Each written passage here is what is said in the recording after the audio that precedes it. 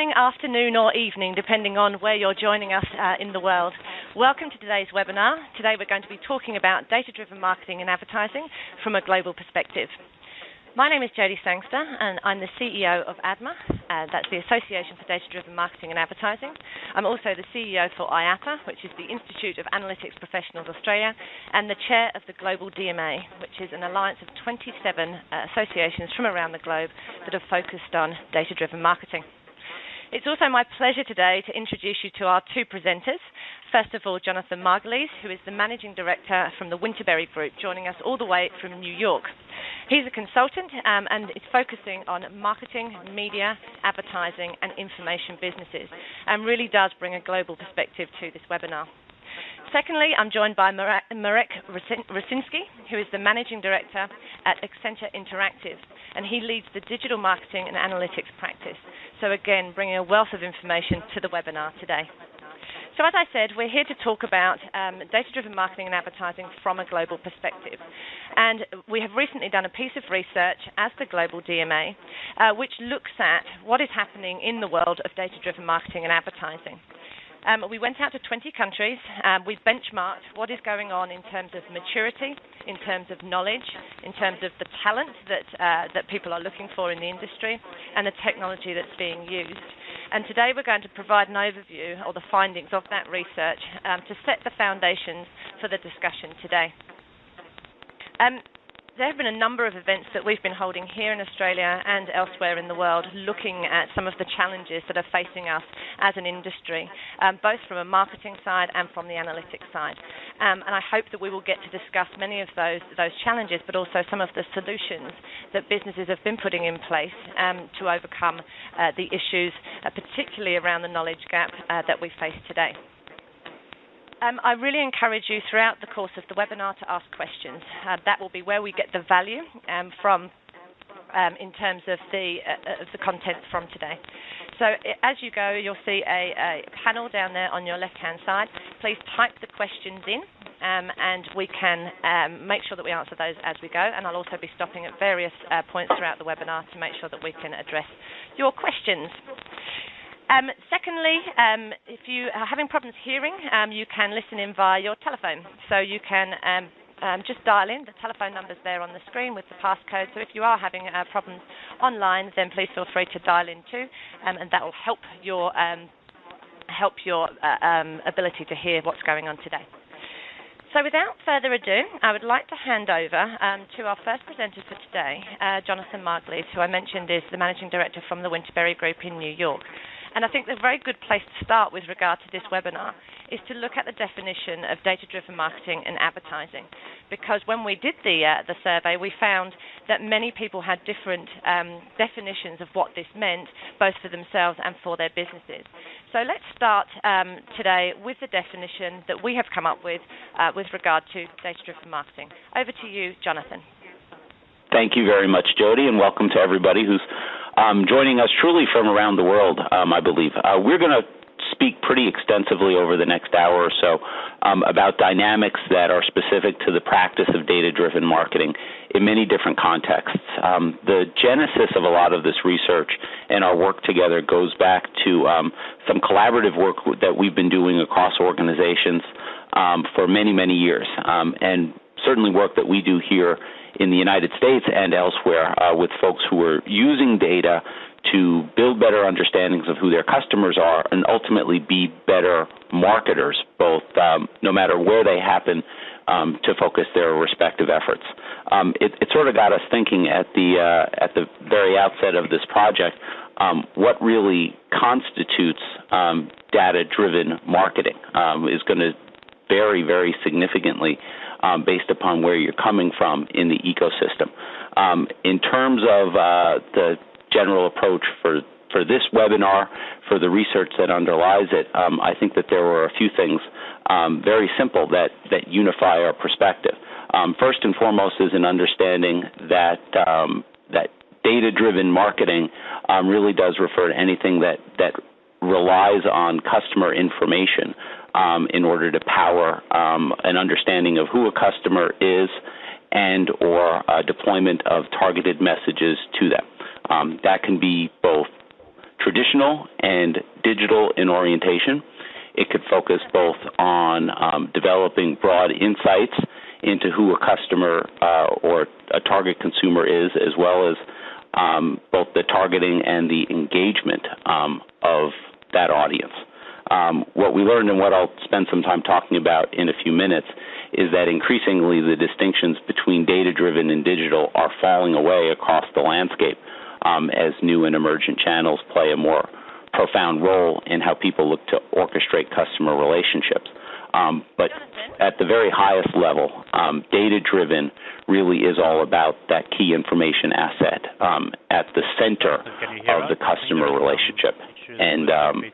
And we'll expand on that in a few minutes. Jody, I'm going to send it back to you. Okay. Jonathan, can you hear me okay? I can hear you great. We've just got quite a lot of feedback, and I think it's because you're not on mute on your computer. So if you can put the volume... I am on mute on my computer, and the speakers are off. Okay. So let's continue. If we continue to get feedback, then we may have to look at a way of dialing you in. But thank you for passing back to me for the moment. I'm going to quickly run through the kind of session objectives today. But before that, I'm going to quickly pass to Marek to see if he has a view on the definition of data-driven marketing and advertising. So what's your viewpoint, Marek? Thanks, Jody, and welcome everybody. And we appreciate you attending the webinar. So I think Jonathan covered the topic very well. Unfortunately, some of you probably had trouble hearing it, so you were forced to read this slide, and you can see the definition is very, very comprehensive. And look, I think, from our perspective and from Accenture perspective, we see data as the lifeblood of a modern marketing organization, right? I think that's becoming an axiom here.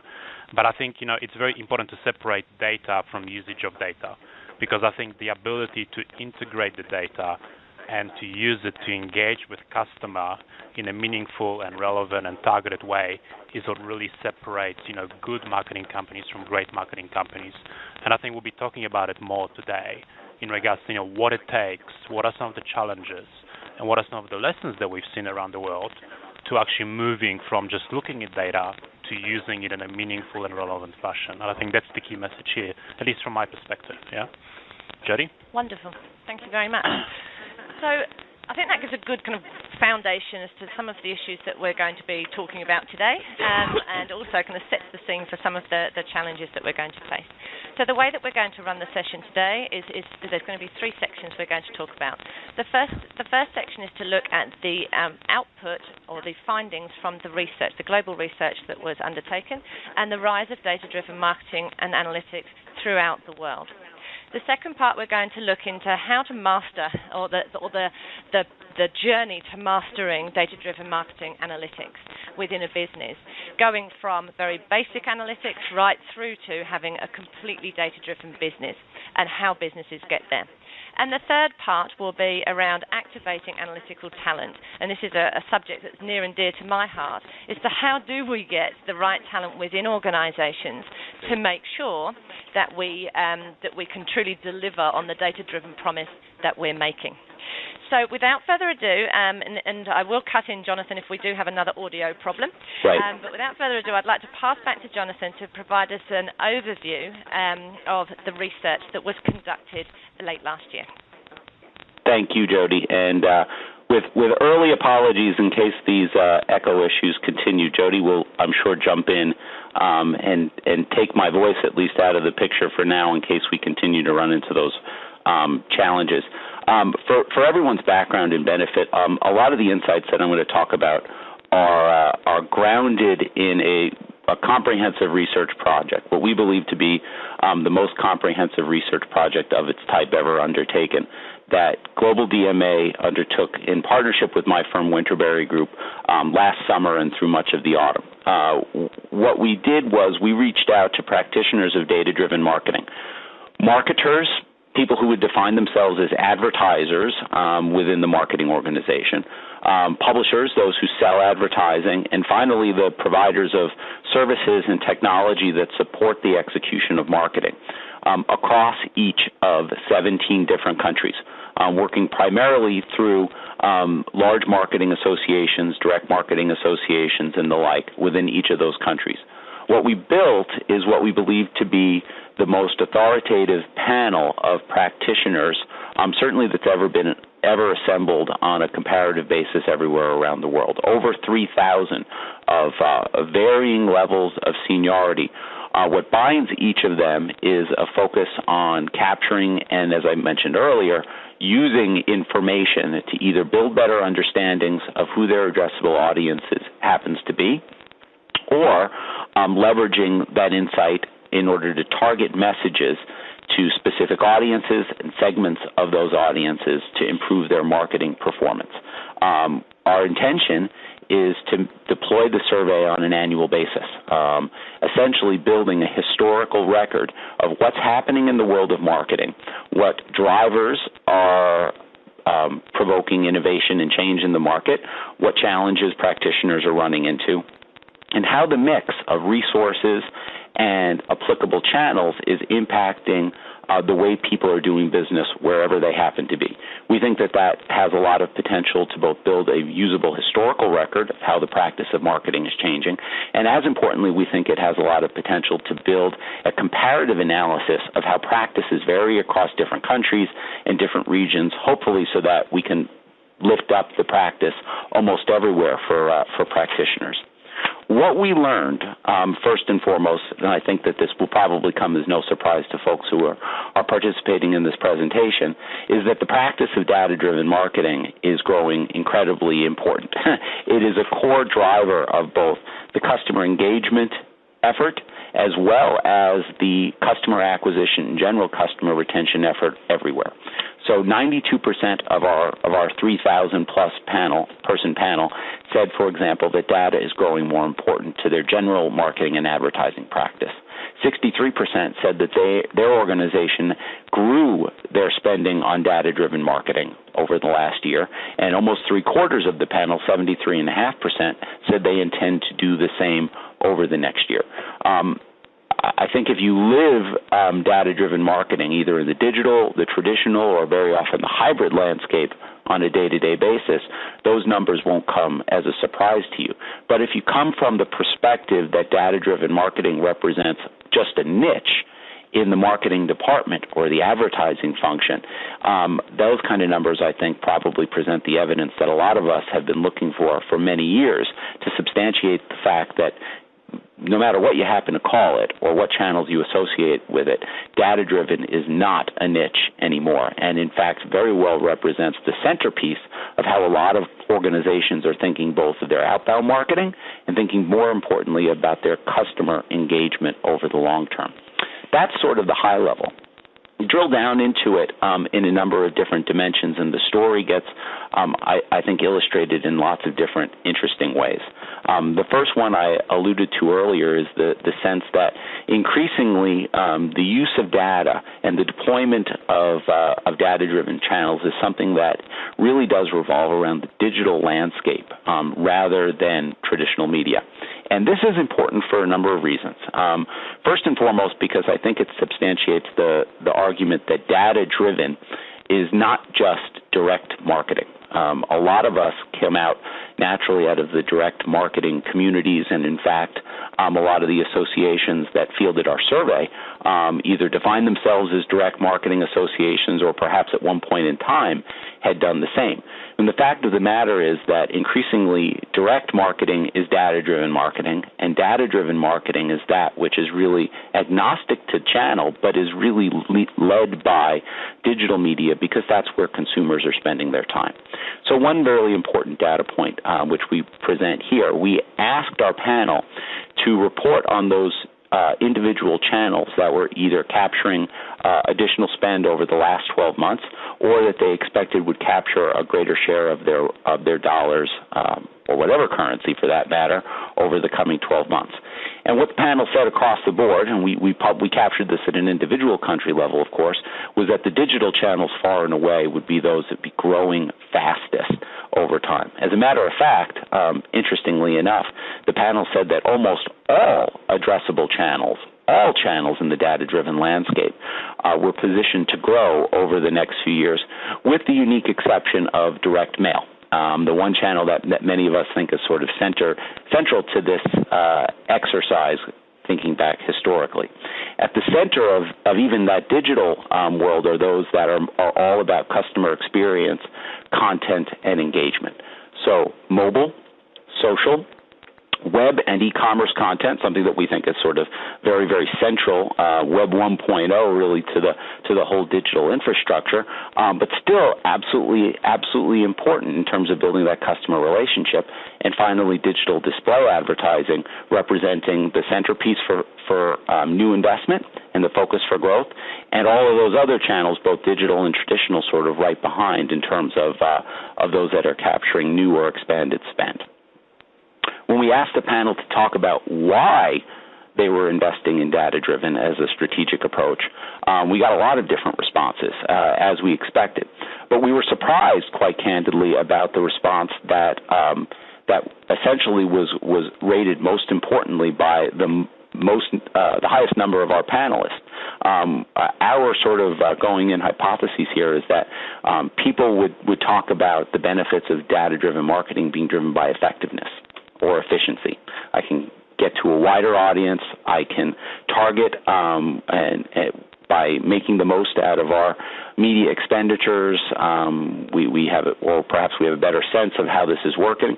All of those factors were graded as important by a very substantial component of our panel. But ultimately, the one factor that sort of rose above them all was the fact that data-driven marketing is a very tangible way to sort of live up to the ideal of customer centrism. Essentially, by understanding more about who our customer is and being responsive to what we know about them, we can build relationships and engagement that spans different actual channels, but that speaks directly to their wants, their needs, and their inferred desires.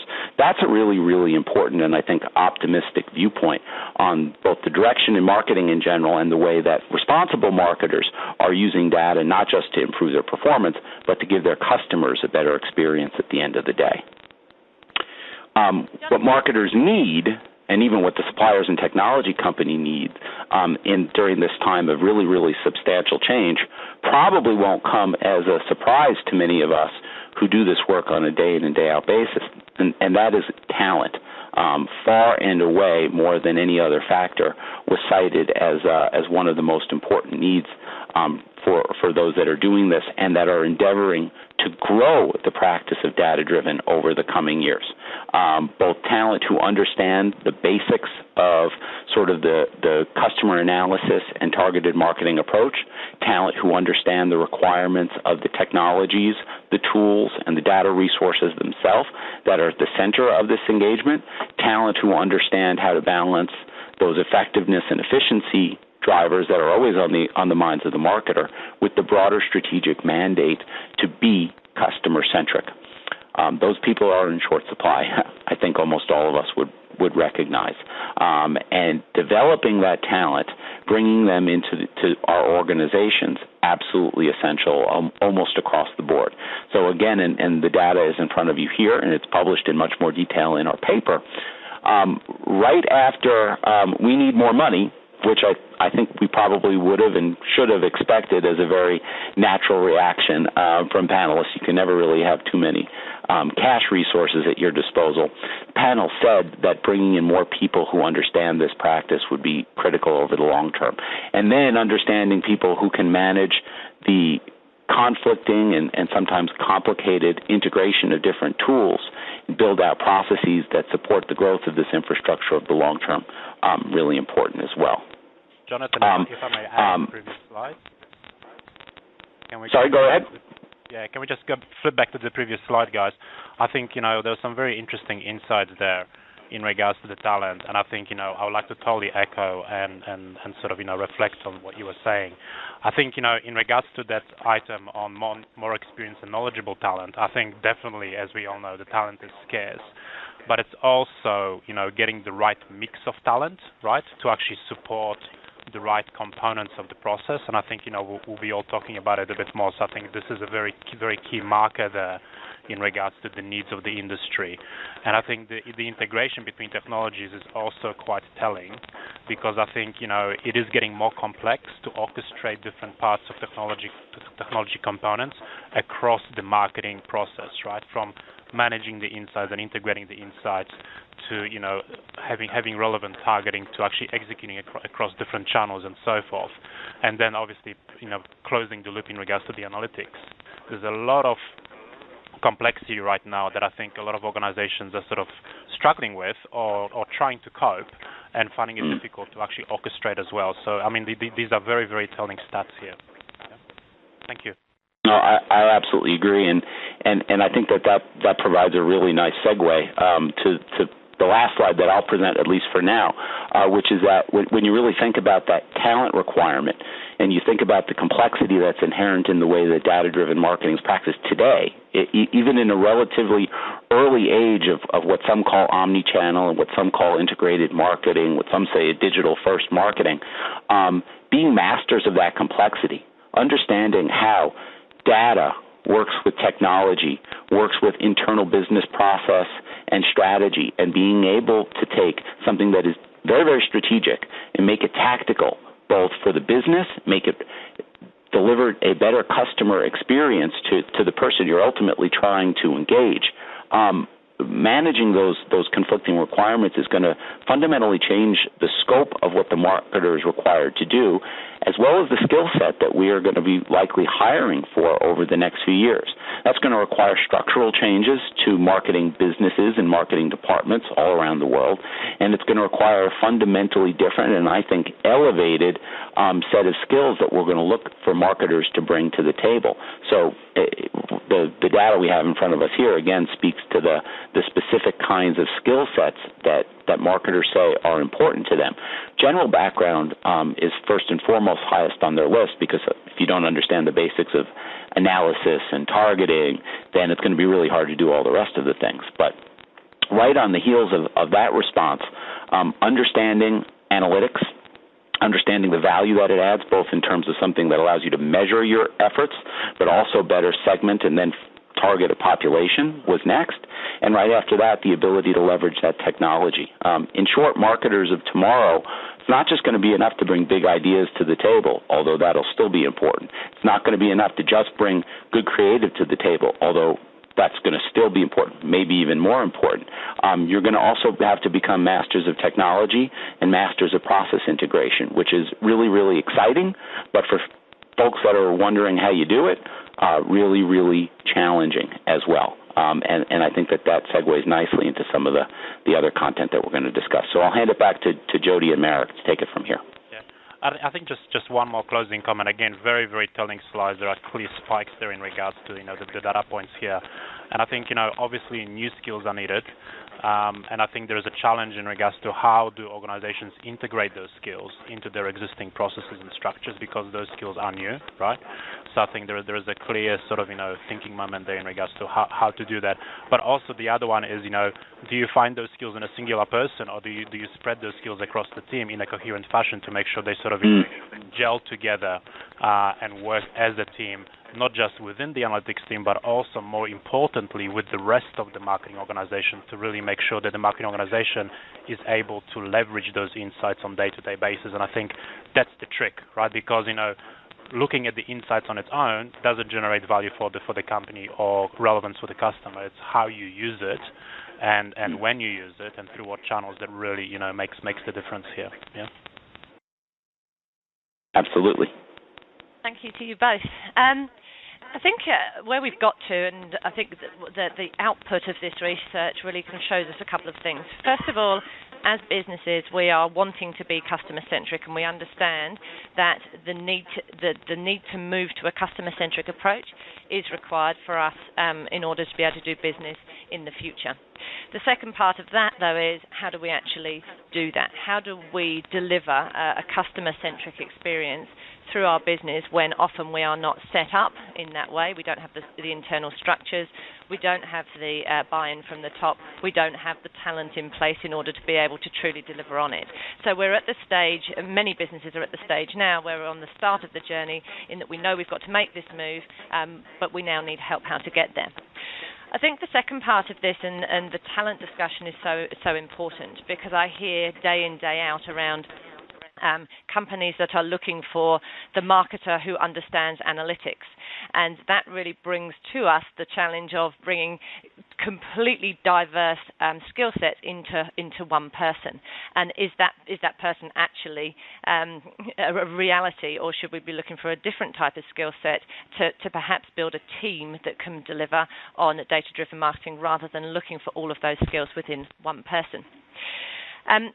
When we talk about, and moving on to the next slide, when we talk about the talent in analytics, and this is one area that we, as an organisation, we look at as to how is the market dealing with the need for analytical talent. And I think the challenge here, and I encourage you all to go and have a look at this piece of research. It was done by IAPA. If we go back one slide. It was done by IAPA, which is the Institute of Analytics Professionals Australia, and we did a benchmark study. We've been doing it now for the last 3 years to look at what's happening in the analytics industry or the analytics profession, what type of skill sets are required, what salaries they're paid, and how this whole kind of area is building a true profession. And what we found was that we talk about having an analytics professional within our business, and many of us are out there looking for a CRM expert, an analyst, a data scientist. But do we actually know what we're asking for and what type of person we're looking for? And I think this slide explains why we're having that challenge. When we asked people to really identify their skill set, it really fitted into kind of 4 key areas of analytics. So a high proportion of people call themselves an analyst, but actually they are BI and visualization specialists. So that was the highest proportion. The second group were truly traditional analysts, so what we would call an analyst these days. So kind of with a SaaS background, technical skills, probably uses R as a programming language. The third area is the rise of the data scientist, which is quite a different skill set, as outlined there on the screen, and 24% of people saw themselves fitting in that category. And then the last one, really the ones we're looking for, which are the analytical integrators, who are able to make that transition between the business and the analytical findings, and 11% sat in that category. The other really important finding on this slide is the salaries that these people are currently being paid. We found that the salary for any of these individuals sits at about 2.5 times the average national salary. So very highly paid, and even more so when moving into social analytics. So in social analytics, it goes to 3 or 3.5 times the national salary. So again, when we're looking for these people to bring into our businesses, one, we need to be clear about who it is we're bringing in to make sure they've got the skill set to deliver. But the second part is you need to understand there is going to be a substantial investment in the right people because the skill set is scarce, and throughout the world we are seeing this as a challenge. Marek or Jonathan, did you have anything you wanted to add to that? Circle back to it in the other slides, I think. Great. So that gives you a little bit of context, and now we're going to move on to the second part of our presentation today, which is looking at the path to mastering data-driven marketing and analytics. And this is really important because we talk a lot about the challenges, but what we now need to think about is what are some of the solutions that we can put in place, or some of the frameworks that we can look at that can bring us from wanting to do to actually doing. So the next part is going to be looking at this, and I'm going to hand over now to Marek, who's going to take us through the path to mastering data-driven marketing analytics. Over to you. Thank you, Jody.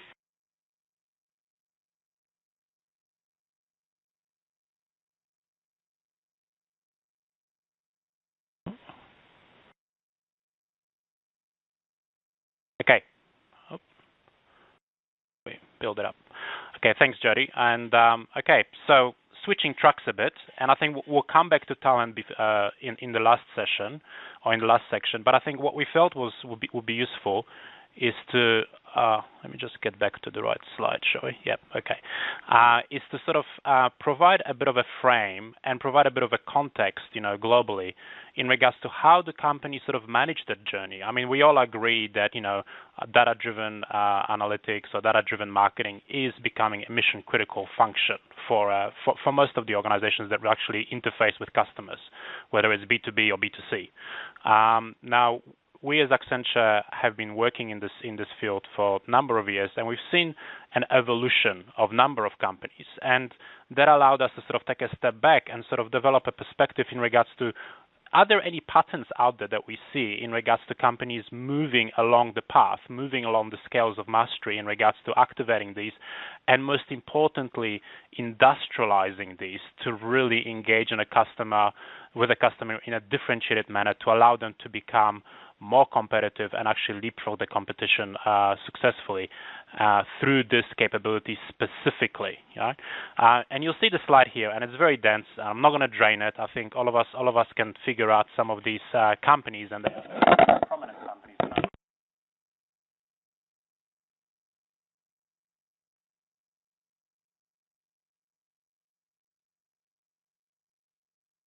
Okay, we had a bit of a technical glitch here. There are a couple of comments that I'd like to make. You'll see the building steps here. There are basically 5 separate steps that we sort of distilled in regards to where the companies are in regards to the scales of mastery in here. And look, they are not fully scientific, but I think they are very, very, very much sort of pattern driven. And there are a number of drivers, and I'll go into them in the next slide. But if you look at the scale, basically at the bottom is an analytical novice. So this is about a company that appreciates the importance of the space and is basically looking at simple BI tools to really harness the data they have.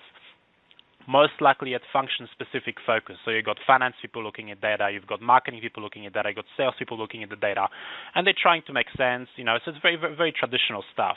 Then, they're moving to sort of localized analytics, where the company says, okay, this worked for us at a function, this worked for us in regards to usage our own data. How about we start linking some of the data components, for example, sales and marketing, to allow us to understand the whole value chain of the customer experience, and also try to sort of bring coherence in regards to understanding the customer behavior, as an example.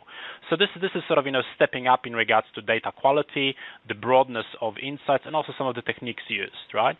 Then we're moving up to sort of analytical aspirations or aspirators, depending how you want to phrase it.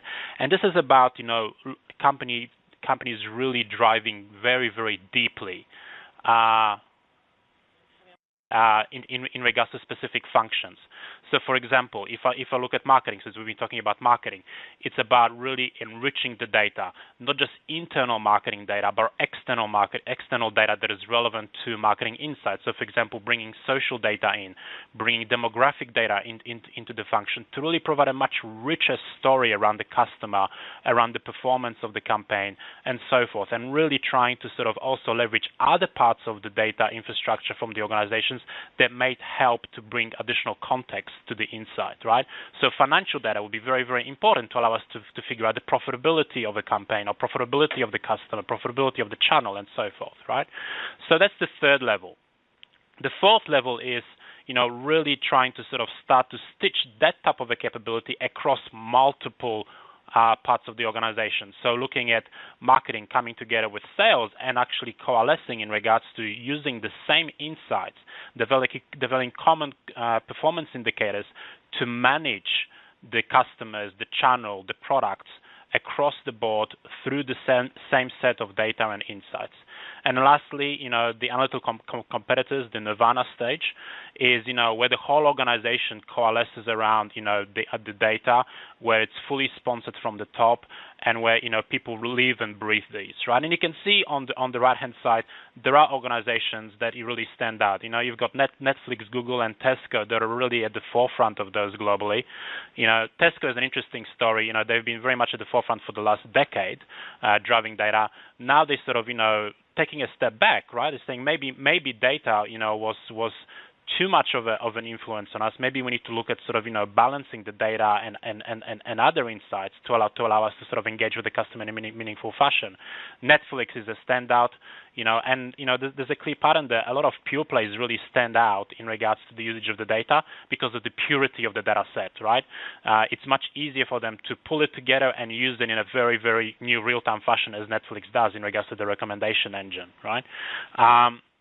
I think, Jody, you had some examples from Australia here as well that came across, right? We had Qantas here that has an extremely rich loyalty data from the frequent flyer program, and the guys mine the data very, very successfully to drive and engage the customers in a meaningful offers and dialogue. So it's real, it's being used, and you can see how it applies across those organizations. Now, the interesting thing here is to say, well, how do I map myself? Yeah, and this slide looks very scary, and I'm not going to drain it. Okay, so please do not be concerned. But you can see at the top, I've got those 5 levels that we just discussed in the previous slide in regards to novice, localized analytics, analytical aspirations, analytical practitioners, and analytical competitors. And what we've developed in Accenture is this delta model. And you can see the sort of the data, the enterprise, the leadership targets, analytical talent as the building blocks to really assess where you fit, right? So there is science in regards to sort of devising this, and it's interesting to see because if we just look at data, right? So on the left hand side, it's about inconsistent, poor quality, unstandardized data, and progressively gets structured, standardized, integrated, and then enriched on the right hand side, right?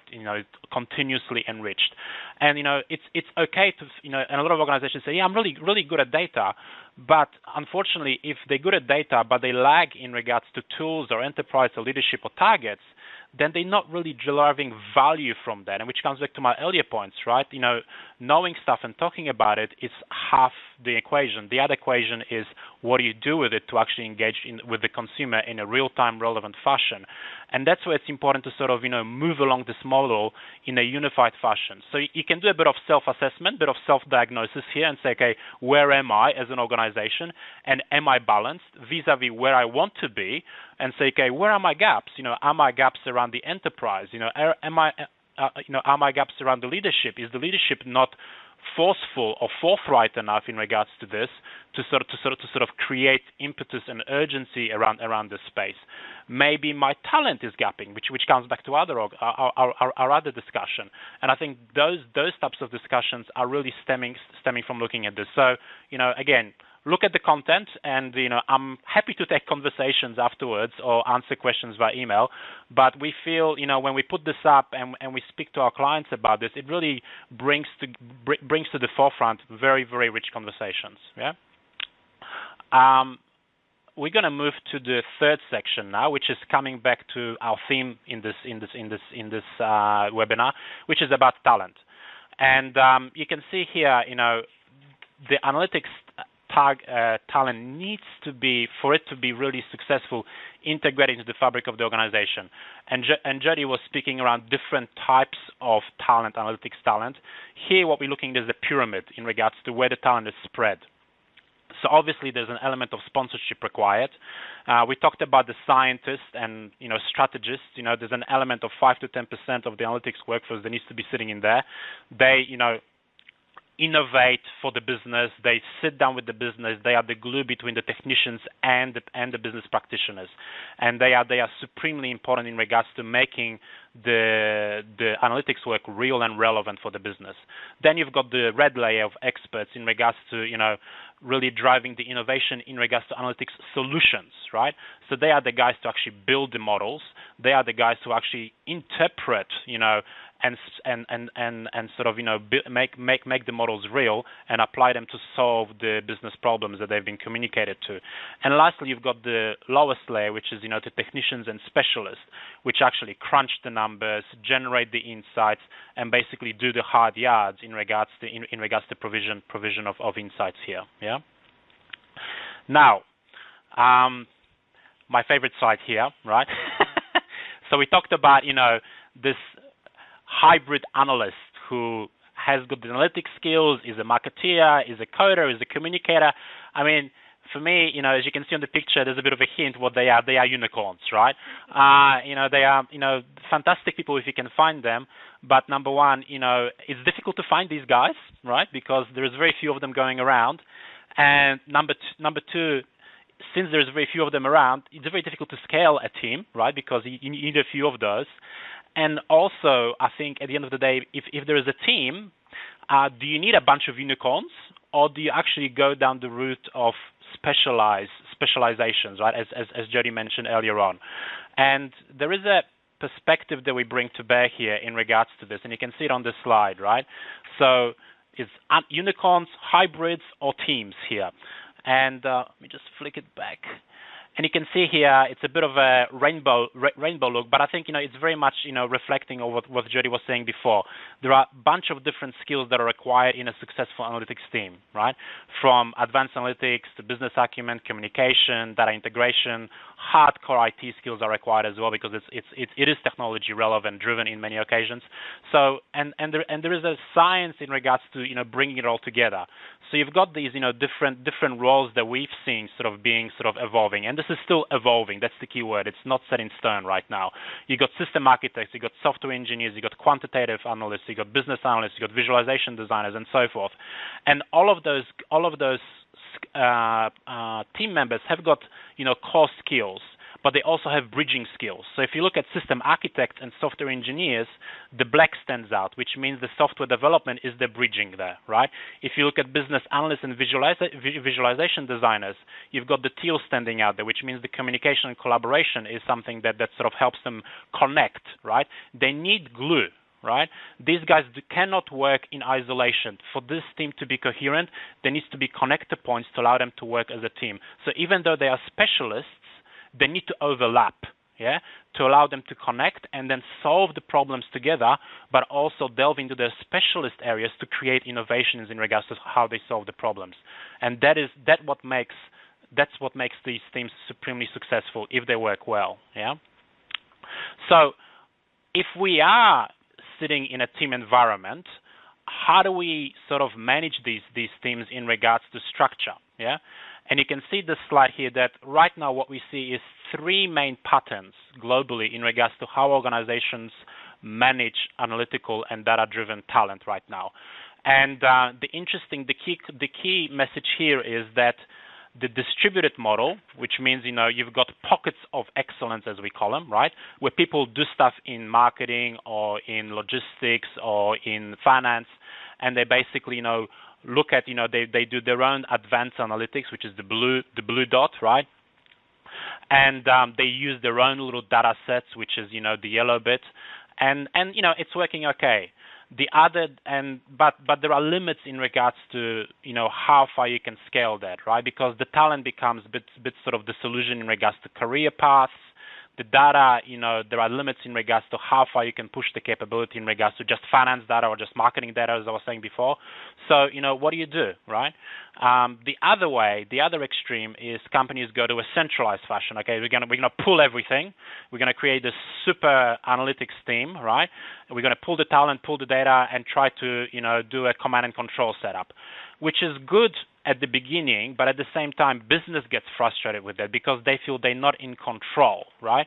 They feel that there is an ivory tower set up, and the analytics talent is really removed from the realities of day-to-day processes, which becomes, tricky in regards to creating responsiveness in regards to insights to business tactics, right? As we know, marketing is becoming much more real time, right? There is no 6-monthly cycle to set up a campaign. If it's socially driven campaign, it's days, hours sometimes as stuff happens, right, on the internet. So that doesn't work these days. So what we're seeing right now is both of those models are coalescing into what we call hub and spoke or federated model, where there is a central hub of capability, especially around data and super advanced analytics, but also there is a distributed capability in regards to basic analytics reporting and also medium level analytics, where those people are very, very intimate with the business, right? And they serve as the bridge in regards to day-to-day needs vis-a-vis more complex projects. And this is where we see a lot of our clients moving around. And you can see that on the next slide, where there is that sort of movement across number of companies where they've started either at centralized level or distributed level, and they all coalescing around that hub and spoke level, right? And it's a very clear pattern, and it's food for thought in regards to some of your organizations and where you see yourself and where your challenges are, right? May not be immediately relevant, but as you start to scale and as the agenda becomes broader, it's food for thought there, yeah. Now we're going to move to sort of saying, okay, well, this is all good. Let's build this great, but there are some reality checks here, right? There are challenges to scaling this, and there are, and you can see them here. There is a leadership is needed, right? If there is no leadership, and if the leadership doesn't have the right sort of mindset, then this will not take off, right? If leadership is around, control of information, control of power, this will not work. The power and the information needs to be supported in regards to its distribution and usage, right? If the leadership has a mindset of, driving the business by gut feel, that's a break point, yeah? There needs to be an appreciation and a sense of belief that data will help me make the decisions. If that's not in place, that's probably the first area that needs to be somehow, explored and sort of, facilitated in regards to changing the mindset of the organization, right? Because otherwise it will not move, yeah? Then there's also culture. If there is a non-invented here syndrome, if there's, steady as she goes, everything's fine, again, a break point, yeah? Education is key. This field is new. This field is evolving. So the teams that are doing this work need to be harnessed, but also needs to be nurtured in regards to, allowing them to build the skills, allowing them to be exposed to new thinking. The analytics methods that we used 5 years ago are moving very, very quickly. There is lots of machine learning. There is deep learning. There's artificial intelligence being utilized right now. And unless the teams are exposed to that, there's a danger the competitors will leapfrog you. Yeah. So again, there is a challenge there. Again, things do not happen overnight. Behavioral change takes time, especially when it comes to gluing these insights and brand new sense of belief with day-to-day business practices, right? It takes 4 to 6 to 12 months for the business practitioners to say, aha, this is useful for me. This actually works, right? Can I have more of that, please, right? So it's a step function that it takes time and patience. So, it takes a lot of commitment to do that, right? And lastly, governance, right? Again, needs to be, minimalist, but also forthright, right? There needs to be commitment and obviously, follow through in regards to this, yeah? So last slide, I promise, is to say, well, what are the 10 commandments, for lack of a better word, right? In regards to this, and look, and this is not set in stone. Another pun. Sorry about that. But I guess in a way, some reflections in regards to what it takes. What are some of the lessons that we've seen in regards to broad patterns to make it work? Yeah. So I think that the leadership role model from the top, the change management one-on-one is very real for this, right? The leadership needs to believe. There needs to be mandate to follow this through, to give confidence and perseverance to the rest of the team that is responsible for this. Experimentation. I mean, it's part and parcel of this. Analytics is actually a very, very creative process, and the teams need to be allowed to experiment, right? And really, move on and think big, right?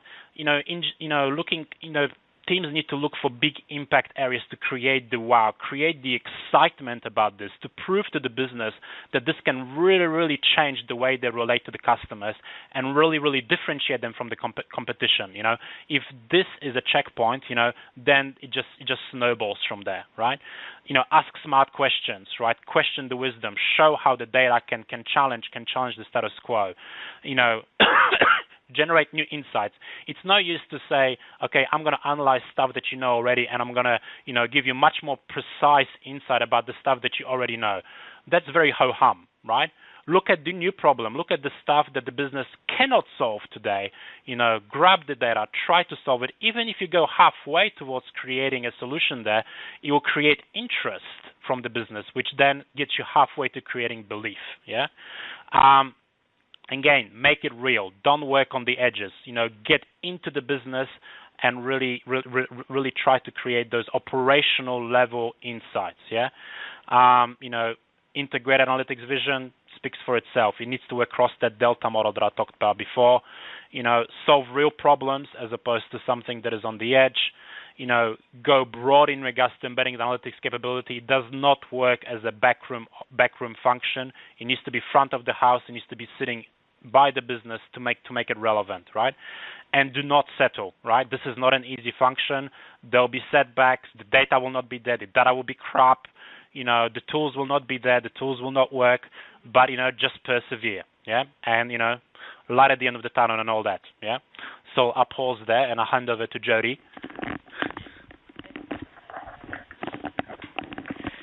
Thank you very much, Marek. And I think, that's given us a beautiful framework within which to start benchmarking where we sit as businesses, and also some good pointers as to where we should be also focusing our efforts.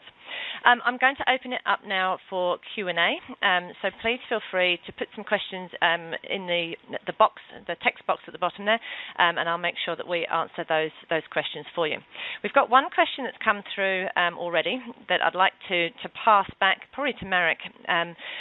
Is what does it take for somebody to start to position themselves, so someone who's starting out, just to position themselves as the person that can sit between an analytics team and a marketing team and be that true kind of communication point, i.e., I think we're talking about the unicorn that you're looking for.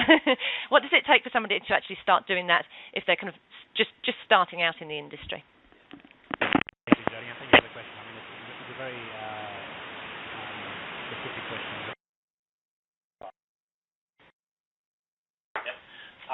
So look, I think this one.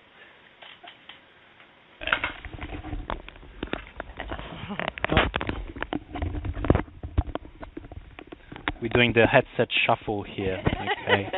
Hopefully you can hear me. Okay. So the analytics integrator. Very cool question. Look, I think I've seen sort of two patterns there, right?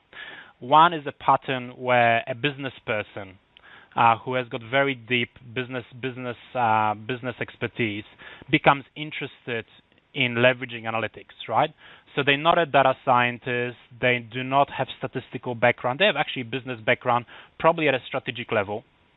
And they say, okay, analytics is important to me. Let's make it happen, right? So they probably medium to senior level in the organization. And what happens is they say, I'm going to actually hire some people with data skills that can help me, and I can really tell them what to do, right? So they basically are looking at pure business problems with a business lens, and they hire a couple of people to help them to solve those business problems. So that level sort of 1, 2 in that scale that I was talking about, yeah? And that sort of creates that initial momentum, yeah? Those people generate insights. They feed that person sort of becomes more skilled at both the data because they learn from the team, but also, they become more important to the business because they serve as the bridge between the data and the business.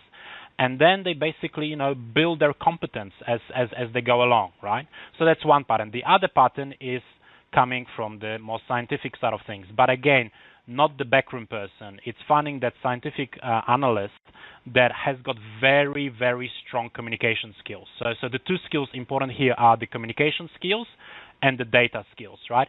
If you can harness those successfully, then you can leverage and extend them to the third aspect, which is business context, right? Because you can communicate with the business people. You can sit down across the table. You can talk to them and say, what's important to you? What are you struggling with? You can then interpret that in a scientific fashion and come back to them with a solution and engage them in a dialogue that's relevant, right? So for me, those are the two patterns that I've seen. I don't know, Jody and and Jonathan, do you have any builds on that? Jonathan, did you want to add anything? I think Marek got it down perfectly. Typically, what we see in these cases is that just to his point, it's folks that are either mid-senior or executive level who come more from the business side than the analytics side, who have to lead the transformation. Typically, because they have the resources and the authority to already do that. But I think over time that's going to change more so, both because analytics and data in general are playing more prominent roles in the organization, and because people are coming up in the organization already with an appreciation for what data can offer. If I'm starting out in the analytics world and I'm looking to build a career in that, what I want to do, I'll advance a little bit on what Marek said, but it's fundamentally the same thing. I would be listening. I would be listening to the role that the analytics work I'm doing is playing with respect to the business. I would be trying to learn more about those business drivers, and I'd spend time trying to bring all different constituents to the table so that they understand the role of a particular task as it relates to different stakeholders.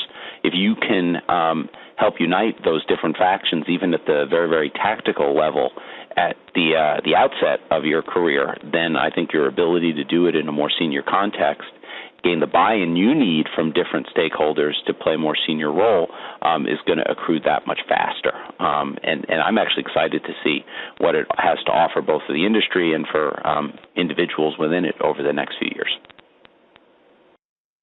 And just building on that point of buy-in, one of the key challenges, and Jonathan, I'm going to pass to you in a second to give a perspective worldwide on the buy-in issue, because one of the challenges that has been highlighted is getting CEO buy-in. And it's not, I feel it's not just about buy-in from the CEO. I think the CEO understands that this needs to happen, but perhaps doesn't have the level of knowledge about how to actually go about this in order to allow the business then to take on this journey of data-driven marketing. So first part of the question is to you, Jonathan, to say, is this something that you saw in the research as a key challenge? And then I'll pass to Marek as to how businesses are coping with this and allowing or educating the CEO to the level of knowledge that they need to allow businesses to actually go on their data-driven journey. So over to you, Jonathan. It is a challenge, but I'm not sure it's the significant and substantial challenge that we expected, nor is it a challenge that sort of reared its head in some of the markets where we expected that it naturally would. When we started this exercise, and it's one of the reasons we're going to do it every year, is because it's going to be interesting to track response across different markets on a historical basis. I think we walked in with the understanding that there were certain markets, either because there's less data available or because there is a deeper sort of historical preference for big mass media channels that perhaps are not as driven by or responsive to data, we'd see more reluctance to the data-driven approach, both at the senior level and maybe even at the tactical level. And that didn't happen to the extent that we expected. I'll give you one example. I mean, right off the top of my head is Brazil.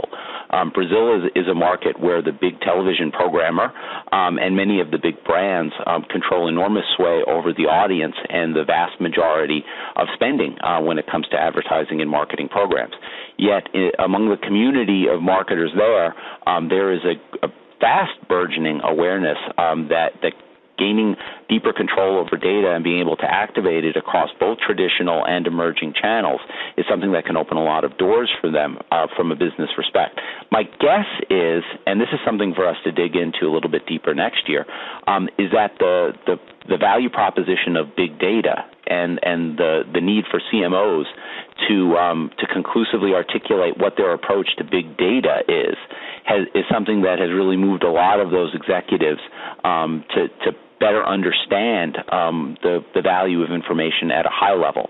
Whether they could make the immediate linkage between big data at the enterprise level and then the role of marketing, the role of analytics more tactically, I'm not entirely sure of that yet, but whatever the reason, it's clear it's having one kind of positive effect for the practitioners. My ads are, very short. I think, I've seen it evolving in the last sort of 15 years, and very, very clearly we are over the hump in regards to the C-level suite, seeing the relevance of the state. So I think, it's not about sort of CEO appreciating the importance of it. I think there's a tick on that right now. It's about now helping them and them looking within the organizations to really find the operational champion to make it real for them, right? I think that's the conversation right now. And we see, is it the CMO? Is it the chief data officer? Is it chief customer officer, right? I think there's a lot of flux right now at the C-suite to enhance enhance it and enhance the talent there to make it real for the CEO. And I think that's what we're seeing right now. Yeah, Jody. Wonderful. We've got 1 minute to go, and a question has come through that I want to quickly address, and I mean quickly, within 1 minute. So, Marek, the question that's come through, and I think it's a really important one: how can analytics experts convince businesses of the value of analytics when they are themselves uncertain about the roadmap of analytics and big data? So, if you can answer that in 30 seconds, that would be wonderful. Look, I think we need to create a sense of certainty that sometimes is not there. Yeah. So I'm not saying fake it, but I'm saying show confidence, right? And the short term is the horizon one is very clear, right? So focus on the business problems and focus on horizon one. Horizon two and horizon three, yeah, a bit more fuzzy. But I think that will always be the case because it is evolving, right? So I think for me is about making it real for the business. Focus on the short term, focus on solving the problems. Don't muddle the waters by explaining technologies behind it or methods. It's about solving the problem, not the technology to do it with. Did I make it? You did. You made it. So it brings us to the end of our webinar today. I'm sure you'll agree. Great insights from both Marek and Jonathan, and a big thank you on behalf of myself and on behalf of the Global DMA for joining us today and providing your expertise and insights. For all of you that have joined us today, a big thank you as well. It is the start of the debate. Please go and download the research that we've been talking about. You can get that from the Global DMA website, which is just globaldma.com. And we will also be sending out the link to the presentation for you so that you can go back and have a look at some of those slides that do have an awful lot of information in there. So thank you very much for joining us, and enjoy the rest of your day. Thank you.